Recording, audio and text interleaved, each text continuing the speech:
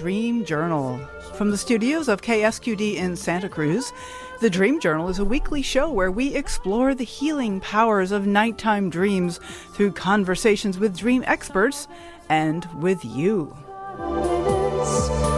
Time is keenly found. We are not alone. Water over stone, even if you're by yourself. Even if you're by yourself. In the words of Carl Jung, who looks outside dreams, who looks inside awakens. Today's music is Pastoralize. Does dream sharing increase empathy and insight? Join my conversation with two English professors who say, yes, it does. The Science and Art of Dreaming is their new book. I am your host, Catherine Bell, of Experiential Dreamwork, and welcome to the Dream Journal. The Dream Journal is also a weekly podcast. Please subscribe, rate, and review. But most importantly, tell your friends. This is my main mission of the show, is to get people talking about dreams. So why not take the podcast as an opportunity to tell your friends about your dreams? If you're looking for archives, you can find them on Apple Podcasts and Spotify, and now available on Amazon Music as well. You can find full archives too, also at ksqd.org/the-dream-journal. Okay. So, I have been sick all week. Still sick, even from last week. Listeners will remember. But that's okay. COVID's still out there, and we can get through it. So, I had a dream where I was driving in a car. Not sure who was driving, but Max and I were in a car, and we're passing past this really familiar dream landscape. And I think, oh, there's that mountain peak. Maybe we should go up there. But I don't say that. Instead, what I say is, let's go check out that meadow down below where those elks graze. And there's something so beautiful and peaceful about going down to the meadow that I get to choose to not climb the peaks. Maybe I get to choose to go to the peaceful place. Why not? So that's my dream moment to share. So we have two guests today. Let me first say hello to Mark Blagrove. Hello, Mark. Hello, Catherine. Hi. Hi, so glad to have you on the show. Yes, good to be here. And then we also have Julia Lockhart. Hello, Julia. Hello. Okay. Fabulous. All the way from London, yet you sound like you're right inside my head. I love this technology. Okay, so let me introduce our guests. Mark Blagrove is Professor of Psychology and Director of the Sleep Laboratory at Swansea University, UK. He is a past president of the International Association for the Study of Dreams. And Julia Lockhart is Associate Professor at the Swansea College of Art, University of Wales, Trinity St. David, and is a Fellow of the Royal Society for Arts.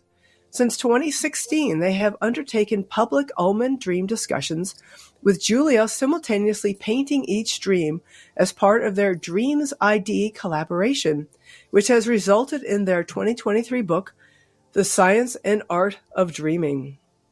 You can find our guest at dreamsid.com. So before we get into this whole thing of painting dreams, which I love, I think is wonderful, I'd like to start by finding out how you each got interested in dreaming.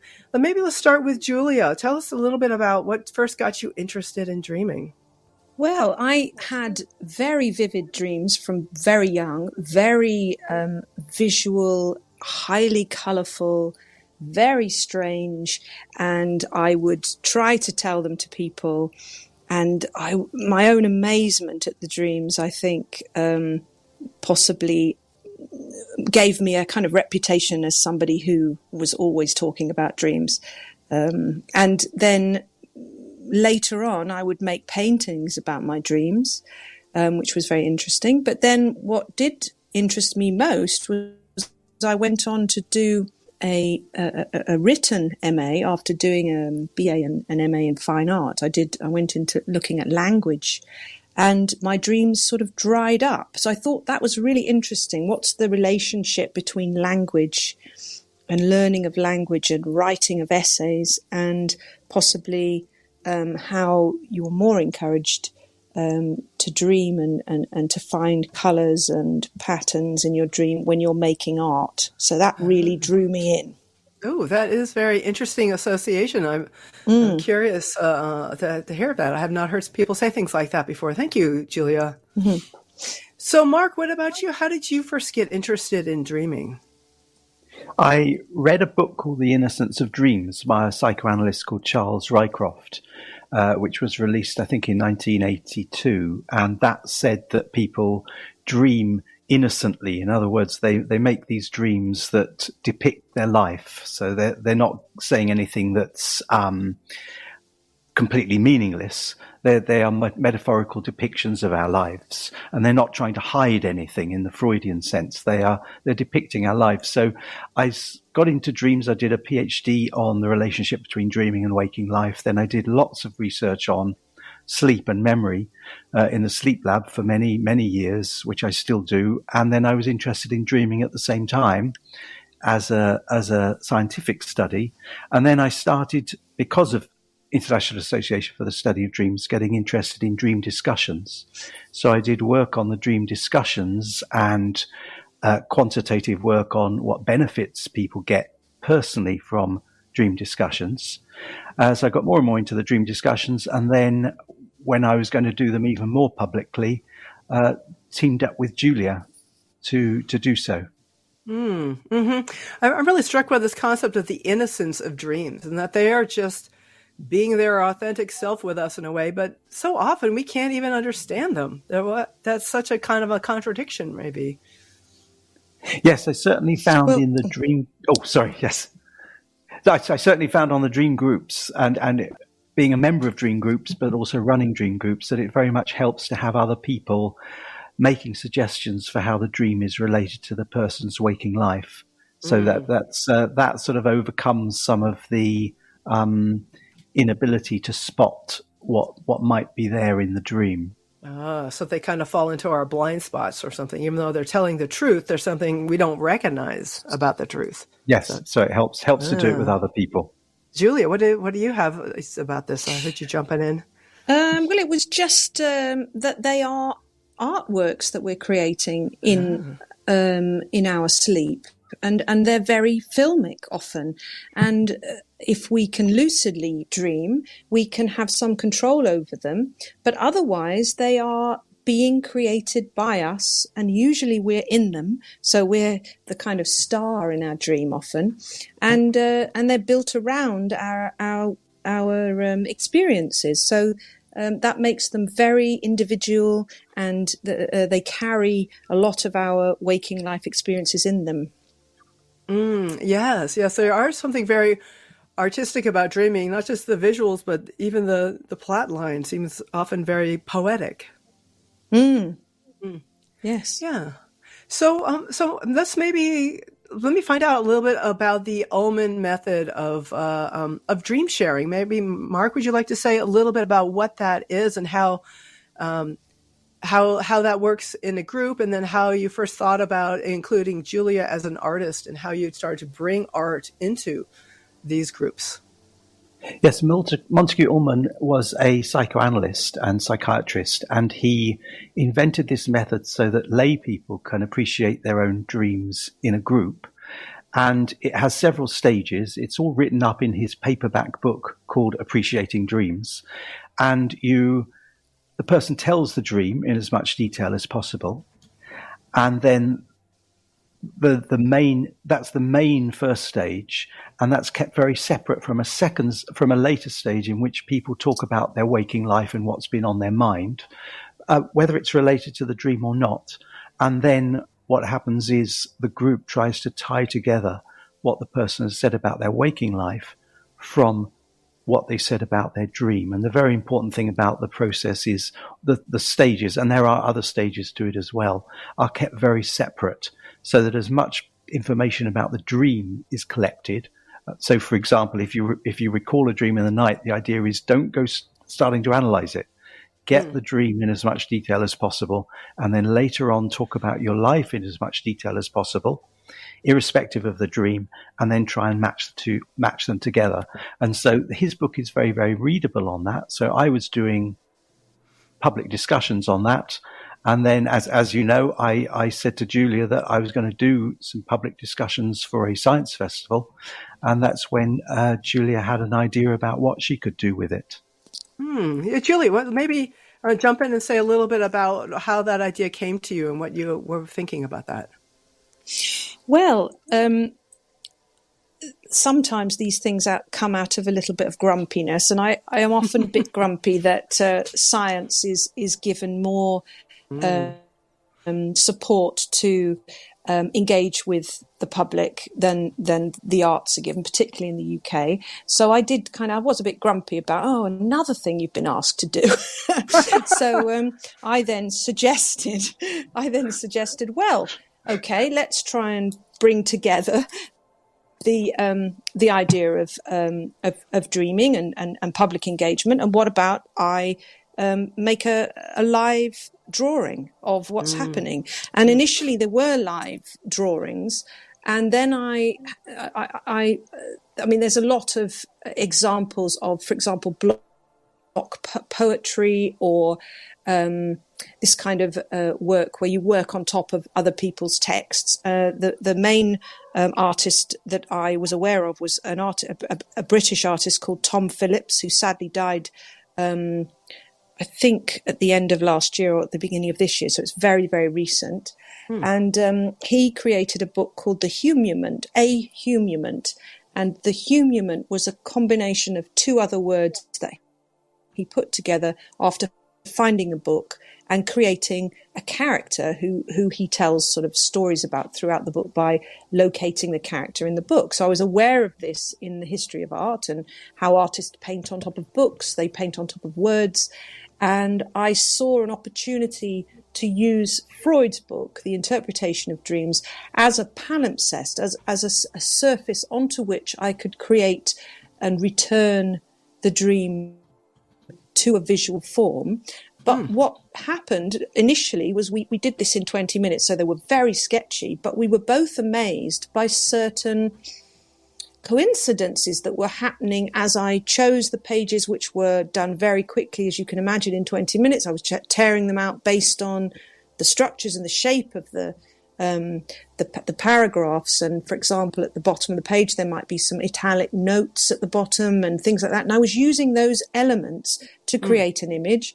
And then I was deep diving into the work and finding words from Freud that related to the current dream. So you've got these words from 1900 from Freud's book that are coming up and are circled and are there as key components of the person's dream. And we just thought at first, this would be an interesting kind of transitional object that these dreamers could take away with them as a, thank you. It was a dream exchange. Thank you for sharing your dream with us. In exchange, we're giving you this piece of art that they took away with them, torn from the book.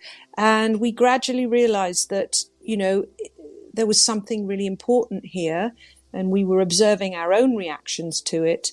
And this was when we began to notice things to do with empathy and things to do with returning the dream to a visual form, and also the use of found poetry, which comes also from the surrealists. So there was a kind of art historical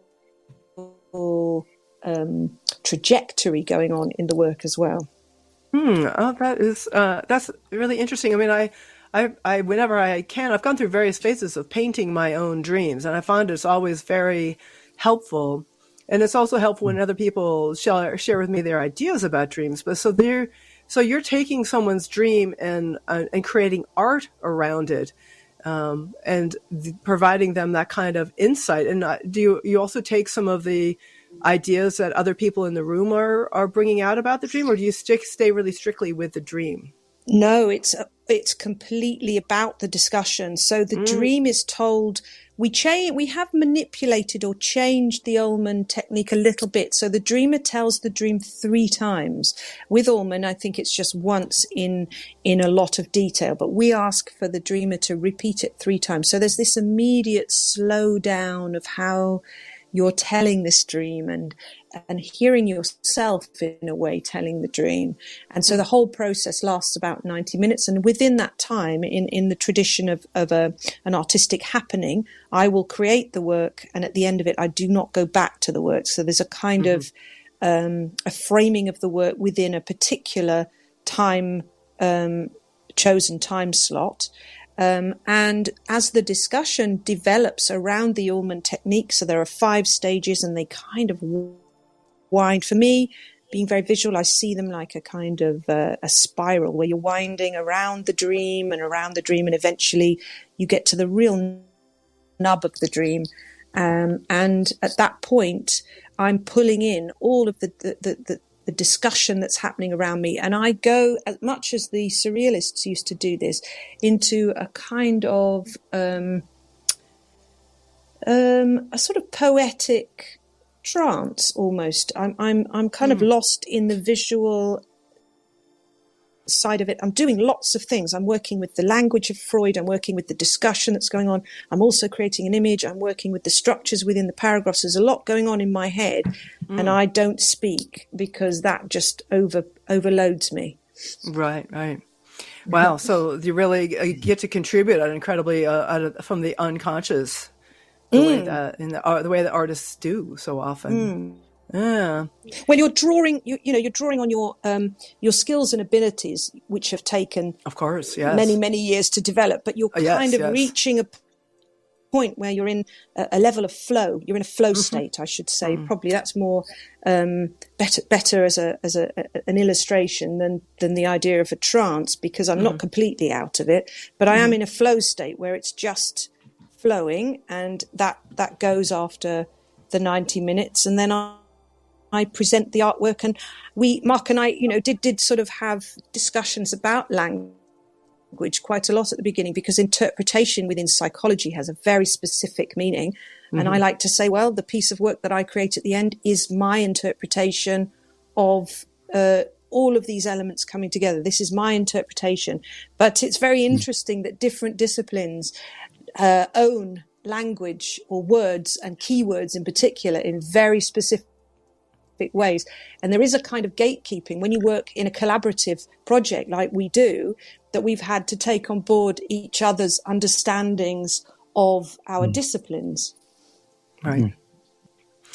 Oh, that's wonderful. And you will actually be doing this process, the two of you will bring this process to the IASD in Ashland this June. Isn't that right? You're doing a workshop that is version of this.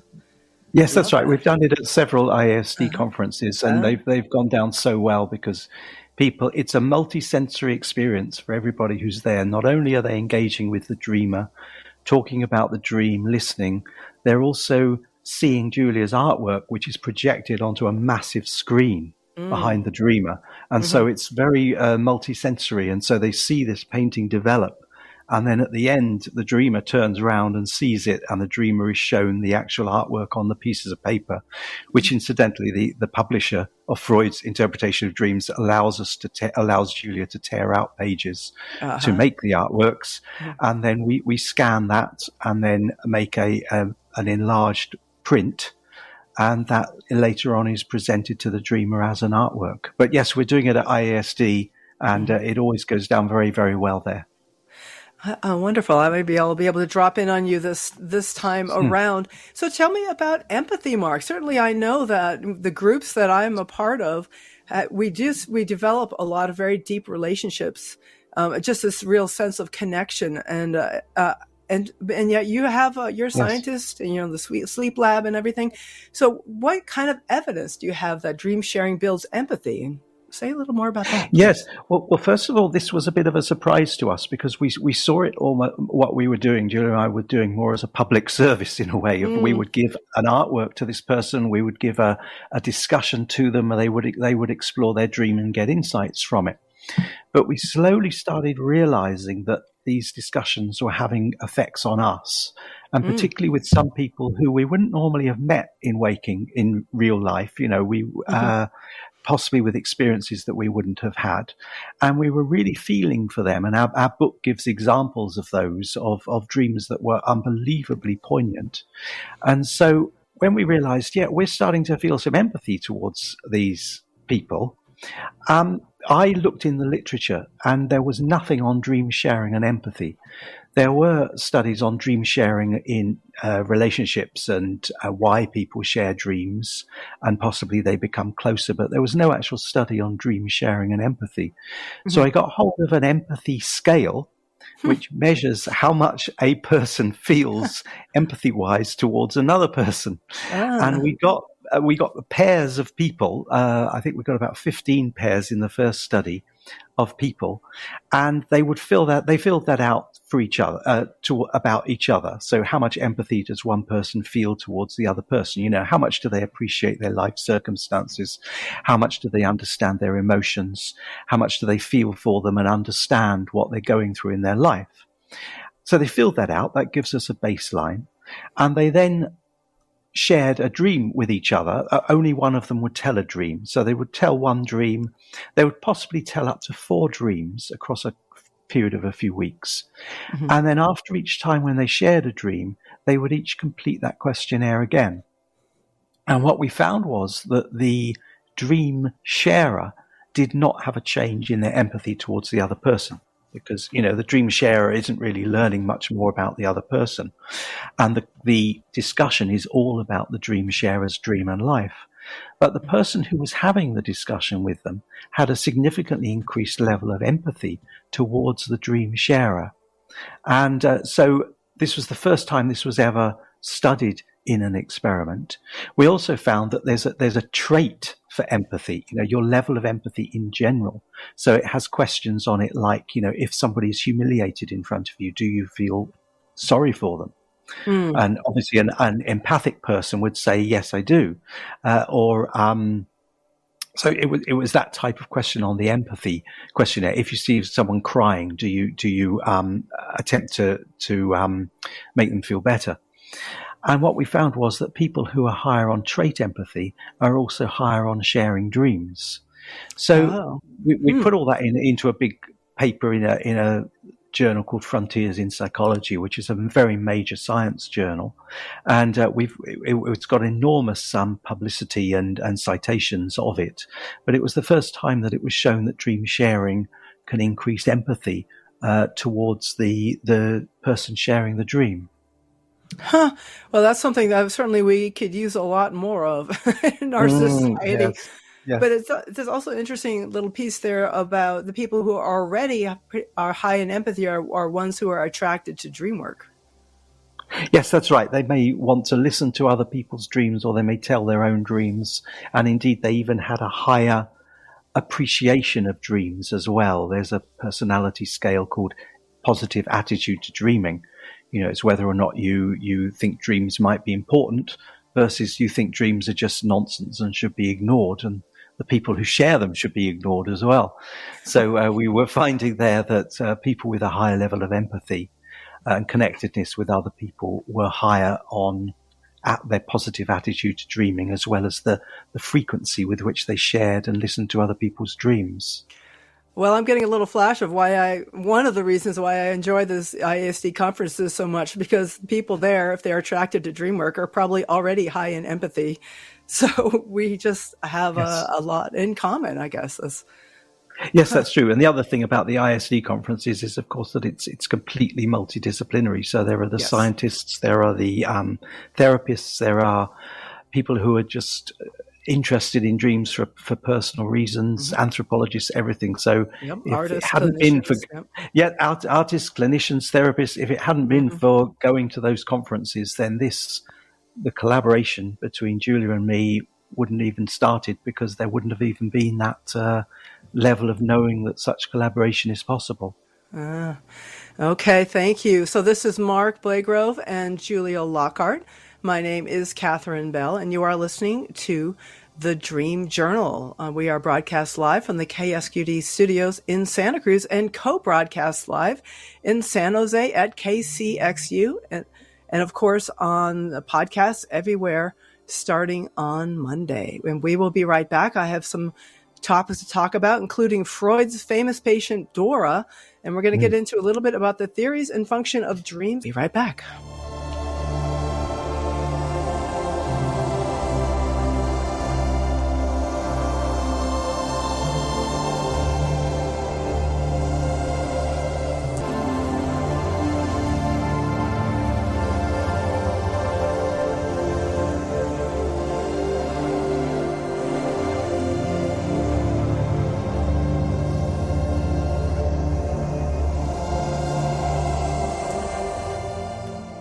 So this is the Dream Journal, and we have live with us from England, Mark Blagrove and Julia Lockheart. And I hear that we now have a phone call. Welcome to John from Santa Cruz.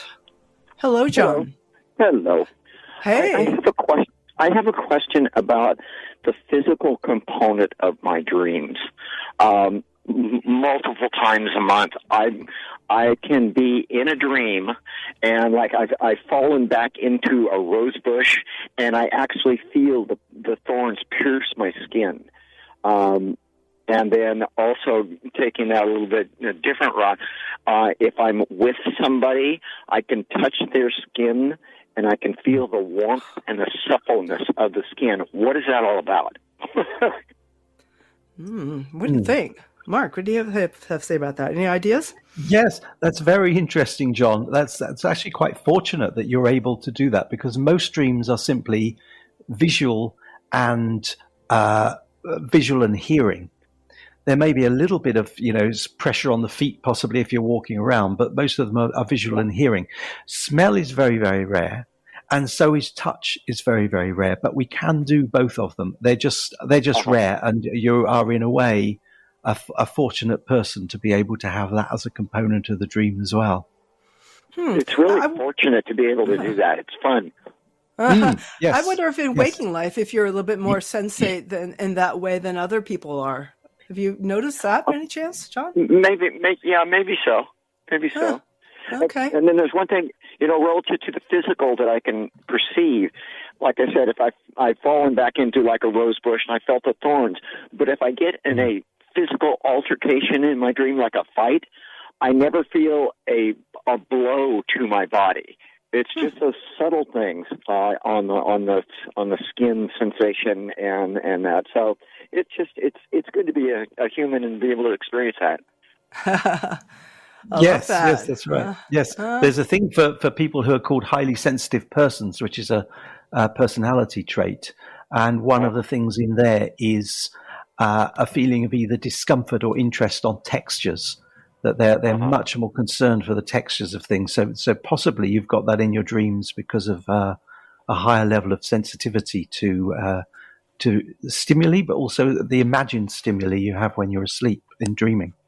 Interesting. Maybe it's just as well to not feel the body blows. Yeah. One last thing on the emotional component of dreams.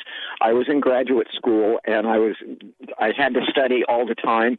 And in my dream, I would be in a 3-story Victorian building, and I could climb out on the roof on the top stories, and I could see all my friends down below playing and having a good time. But I knew I couldn't go down there because I had to study. Oh, wow. Even dreaming about being conscientious. That's quite something. Yes. Yes. All right. And was that a recurrent dream? Yes. Until I left school, and I haven't had it since. And that's been almost 40 years ago. Yeah. Oh, well, lucky you. Many of us still dream about our school years. Maybe you're done with yours. All right. Well, thanks. I appreciate you guys. Thank you. Thank you so much, John. Thanks for Appreciate sharing. that. Yes, absolutely. And we have another person on the lines. This is Stephen Pop from The Garden Show, who is the show that immediately precedes ours. He has a dream that he would like to share. Indeed. Good morning, Catherine. Good morning, Mark, Stephen. Julia. Good morning. Yeah, actually, Stephen. I'm in the studio with Rick right now. So the dream that I had earlier this week, ever since talking to Catherine about dreams, I've been recording my dreams and paying more attention to them than I normally do. But this particular dream stood out on its own. In this dream, I went to visit a good friend of mine who's a fellow horticulturalist and plant collector. He, unlike me, does not keep any animals of any sort. But in the dream, I go to visit him, and he says, Steve, and we're always surprising each other with new plants and things, but he says, Steve, I've got to show you this. tell me what you think of this. And he opens the door to a bedroom. And there, in the middle of the floor, is the biggest black snake I have ever seen in my life. And it is hooded. It is a black cobra. But unlike a normal snake that would be coiled up in a circle, this is in a square. It's geometrically squared with its coils, and it rears its head up. And now I'm not particularly frightened of snakes. I grew up with snakes. I have had many a close encounter with rattlesnakes and such in the Sierras and in Northern California, and I don't dislike them or have any phobias around them. But cobras are kind of a different thing. And this thing starts to come towards me. And I'm like closing the door saying, Rick, what is this? What is this about? And the snake manages to go underneath the crack of the door. And I'm backing up thinking, oh my God, what is this? Well, the snake comes right up to me. It doesn't bite me. It starts to climb up on my body, on my shoulder, and I notice that unlike a normal scaly snake, this thing's velvety. It's very, very tactile for me. It's velvety, and it proceeds to go up onto my shoulders and just nuzzle my ear with its mouth. Now, it's interesting, and the dream ended at that point or moved on, but it's interesting to me hearing you talk about drawing or artwork from dreams, because I was so taken aback by this squaring of its coils that I started trying to, I'm not a great artist, but I started to try to do a rudimentary rendering of this thing, and it wasn't coming out right. Well, I had kept putting the snake's head on the outside of the square, and it wasn't until I drew it with it on the inside of the square that it made sense to me. But of course, it doesn't make sense to me. None of it makes sense to me. It's just that's why I'm sharing it with you. Yeah, interesting. But something resolved when you changed the position of the head. Yes.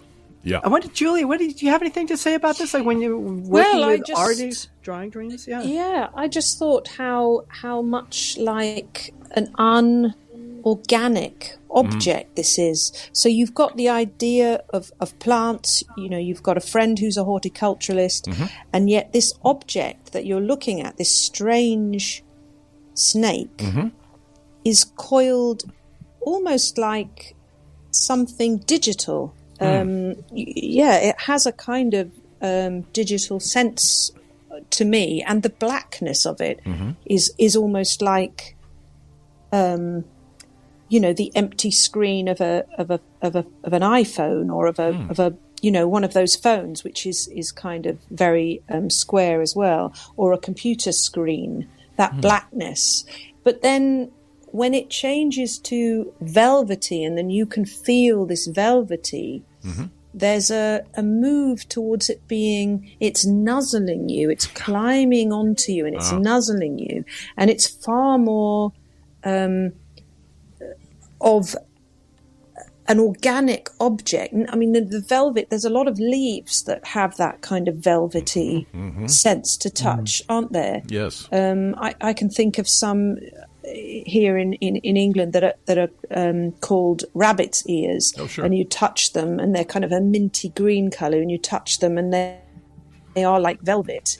So I'm wondering if there's a transition, because I don't know very much about you, but because you work in a radio station, I wonder if there's something about the online, the digital world that is transforming into this velvety, sensual world when you go to your garden. So that there's two worlds that you're experiencing. But that's my immediate.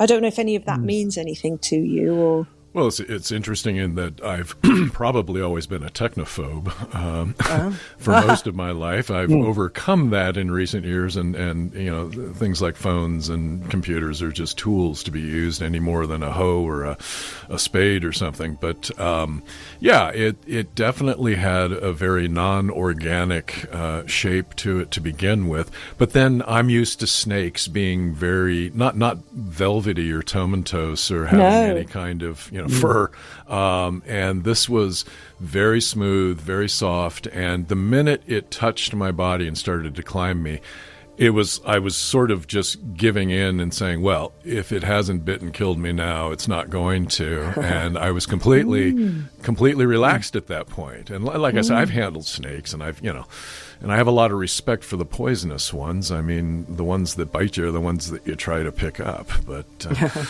this one was coming up on you. It was coming up on me. I wasn't trying to pick it up. No, I was trying to get the hell away. And they're very sort of muscular, aren't they? And they are very defined in their the sort of barriers of them to the earth or the ground that they go on. They're very defined, aren't they? And it also makes me think of the Greek symbol, the Caduceus. Asclepius. Yes, there we go. Yeah.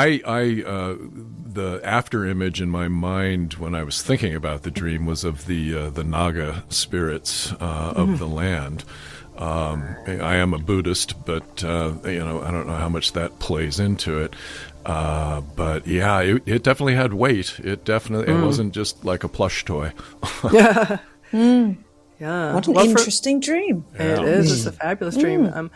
For me, one of the things that I would treasure about the dream is the feelings, like the sensations, like starting with the kind of sense of surprise of seeing it in a square, but then as it touches you, you described relaxing and totally changing the way you felt. And so I would explore those feelings, those literal sensations, and just to see there's something there, there's some value there in having that feeling. Since the dream is an evolutionary derived product, it has some value. We don't need to understand what the value is for it to be valuable. Yes, you can, Steve, just have it in the sense of this was an experience of an animal like this that most people would have thought was frightening, but no, it's after the square, it becomes just on you in an almost friendly, unthreatening way. But as Catherine has just said, you could leave it at that, or you could try to explore whether it makes you think about anything in your waking life, the organic side of yourself and your work, or the technical side or animal side. Well, I've certainly been thinking along those lines, and the animal side particularly, because I do have animals and live with a lot of them. But it's definitely. I actually treasure the dream. I'm actually very happy to have had it. It's not troubling for me, just confusing with that whole inorganic squaring geometric thing. Right. Well, there's something innocence, going back to the beginning of Mark's comment about the innocence of dreams. There's something that very beautiful about this. It just is. It is what it is, and I love how you're honoring the dream, Steve, by drawing it, taking time to really feel into how it wants to be drawn, and then talking to us about it. Thank you. Well, I appreciate it. Thank you. Thank you. All right. Well, take care, Steve. Hopefully I'll be in the studio and get to see you next week. Enjoy your pajama time. Yes, thank you. Bye-bye. Bye now. Excellent. Okay. So wonderful. Interesting how both of those dreams had to do with physical sensations, which, as you so rightly mentioned, Mark, is pretty rare in dreaming to have. It's pretty rare, yes. And yet both of those dreams had physical sensations.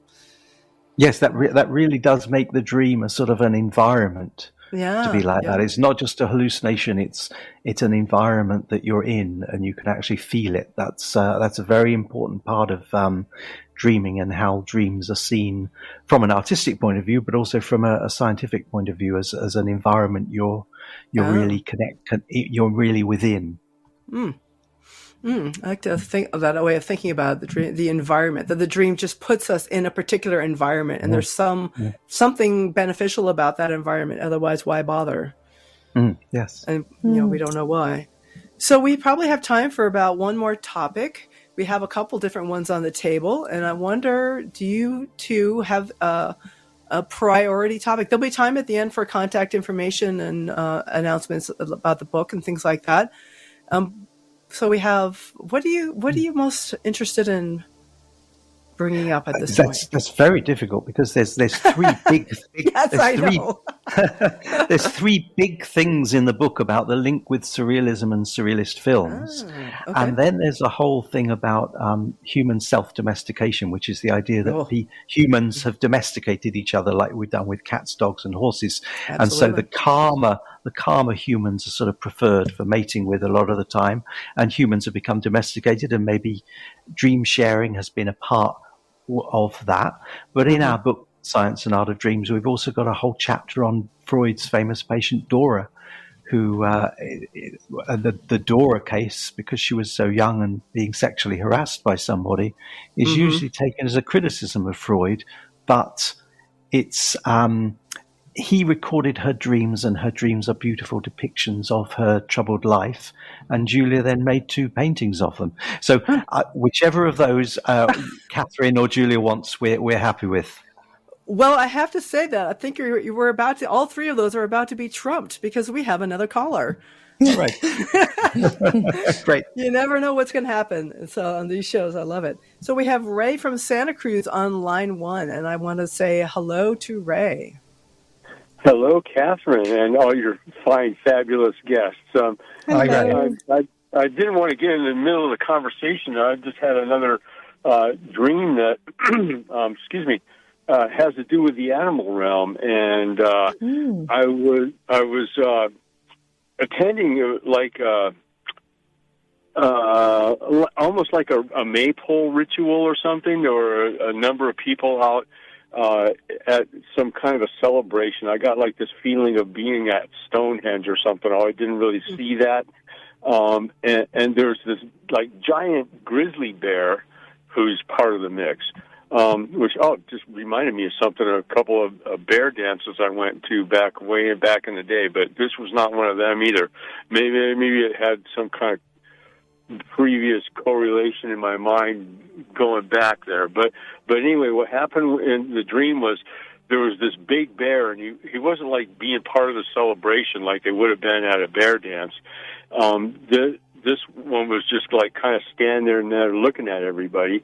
But they were, all good with this bear standing there watching him. All that was cool. But then I'm maybe 50 feet away or so as I watch this, and I see, and the bear all of a sudden looks at me, and I get kind of afraid, thinking, "Oh my God, this bear, has it in for me." So I kind of get farther away from this crowd of people and see this cabin that I'm going to go in and protect myself from this bear. And the second I get in the cabin and I try to lock this door, it has just a little flimsy, like a hook and eye lock on the inside of it. And the first thing I think is, well, that's not going to keep a bear out. But then, sure enough, as soon as I get in the cabin, this bear breaks the door down. And then I scurry up into this little loft that's at the back of this cabin. And the bear comes in, and he's tall enough to where he could basically, reach this cabin, this loft that's about 8 feet above the floor. He can reach this loft, and I have this feeling that he could just grab me and do whatever he wants with me, but he just kind of stops right there and looks at me, and that's where the dream ends. Oh. So I don't have any insights about any of that. Well, there's a parallel there with Steve's dream of something that could be dangerous, but it isn't, because it's chasing me in the dream, but I don't actually get caught. Right. Which happens in my dreams all the time, actually. I never get caught, thank God. But anyway. Julia, yeah. Yes, I was just going to say that there is this connection with nature in both of the dreams, where as you're saying, it's not as frightening as possibly it could be, and maybe that's something to do with our human condition, that we have this world that we've created that is so separate from nature. You know, we live in these houses which are no longer necessarily made from the environment, that, you know, the wood, not necessarily chopping down the wood from the area, and don't necessarily fit in with the area. So we have this distance from our native sort of natural environment, and maybe the grizzly bear in that way is a part of that fear of this, but actually it isn't frightening. It's just there, and it just wants to be near you and to watch you, to look at you. Very interesting, I think. What colour is the bear? Is he a black bear? I mean, is Grizzly brown? Well, the bear is actually, its fur is black for sure. And, you know, the bears I've seen, well, I've never actually been up right close to one, but, you know, I've seen lots of photos of them and stuff, and they range from really black to reddish, really light brown. And this one was a very, you know, almost pure black, dark bear for sure. And see, there's something quite menacing about black, as similar to the. Black was in the last gentleman's name, too, the black snake too. Huh? It has this sort of, again, it has this connotation of a negative space, almost, of something we can't quite get an understanding of, because it's very visually, much like a bit of the subconscious, something that we're not really conscious of. Well, Ray, I'm afraid we're going to have to wrap it up at this moment, and I'll like give you a similar idea that I gave to Steve, which is perhaps it's the feeling of this being the bear chasing me, that there's something about this that's familiar from waking life, or it's something that's coming from inside of me. There's something about this, and even what Mark was saying, the dream as an environment. So I just invite you to explore the sensations. Well, I like that what she just said about our environment and our houses not really necessarily being built from natural materials anymore, because I'm a builder too, so I think about that kind of thing a lot. So maybe you picked up on that too. Anyway, well, thank you so much for all being there. We'll talk to you soon. All right, thanks a lot, Ray. Thanks, Ray. Thank you. Bye-bye. Bye now. So what is the best way to get in touch with you? You have your webpage, dreamsid.com. And I'll just say this is Mark Blagrove and Julia Lockheart from England again. So dreamsid.com. Is there any other place for people to get in touch with you? Or what else would you like to share with our listeners? Well, lots of the Julia's artworks are on there, and science papers and articles in art journals about what we've been doing.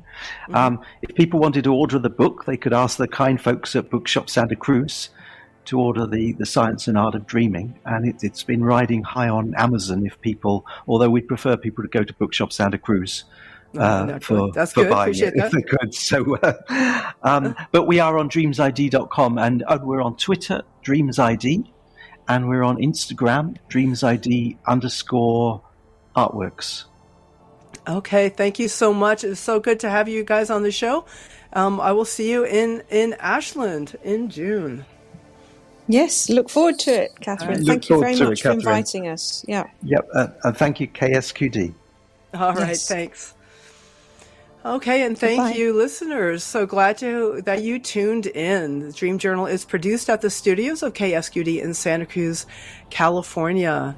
I am Catherine Bell. Find out about my dream coaching practice at experientialdreamwork.com. You can email me at catherine@ksqd.org. That's KATHERINE@ksqd.org. You can follow Experiential Dreamwork on Facebook and Instagram to find out about upcoming shows.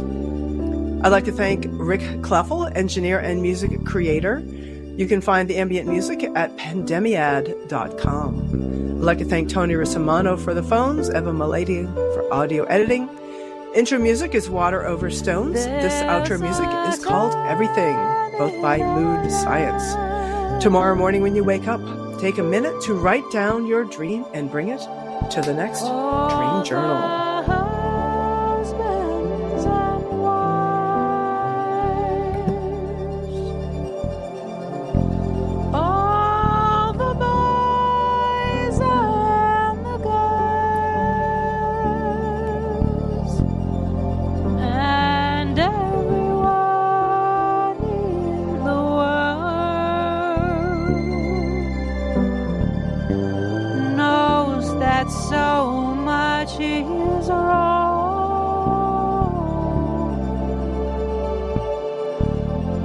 but much more is right.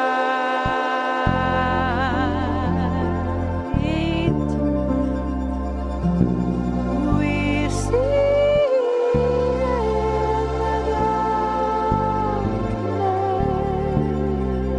darkness by shining